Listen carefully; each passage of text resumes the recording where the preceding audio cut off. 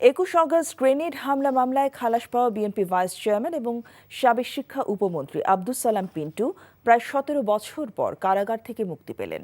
বেলা 11টায় তিনি কারাগার থেকে মুক্তি পান। 21 অগস্ট গ্রেনেড হামলা মামলায় সম্পূরক অভিযোগপত্রের ভিত্তিতে বিচারিক আদালতের বিচার অবৈধ ও বাতিল ঘোষণা করে রায় দেয় হাইকোর্ট। বিচারিক আদালতের রায়ের বিরুদ্ধে ডেথ রেফারেন্স নাকচ করে এবং আসামিদের আপিল মঞ্জুর করে গেল 1 ডিসেম্বর তাকে মুক্তির রায় দেওয়া হয়। সকালে আব্দুস সালাম পিন্টুর জামিনের কাগজপত্র কাশিমপুর কেন্দ্রীয় কারাগারে পৌঁছলে তা যাচাই বাছাই শেষে অন্য কোনো মামলায় আটক আদেশ না থাকায় তাকে মুক্তি দেওয়া হয়।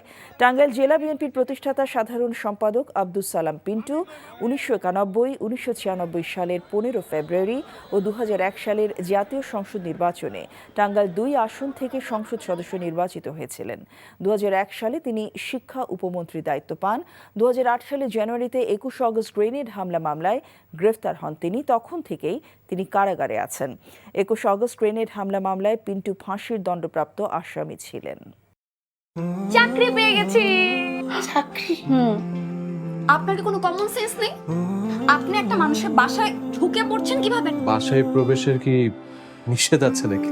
এই অসময়ে ছাদে আসার কারণ কি? নতুন করে কারো প্রেমে পড়লেন নাকি? আমি আকাশ দেখছিলাম, আকাশ দেখতে দেখতে হারিয়ে গেলাম, হঠাৎ করে আপনি আসলেন।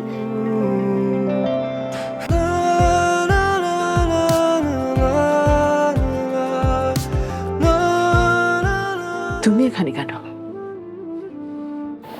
আমার অনুমতি নিয়ে এখানে আসা উচিত ছিল তোমার। মা, এই ছবিটা কার? আমার ম্যাডাম এই ছবিটা দেখে প্রতিদিন কাঁদে কেন মা? এই মেয়েটা কি সব কথা বলছে? মারিয়া, তোমার কি হয়েছে? আজ এত বছর পর কি শাস্তি দিব আপনাকে বলেন তো?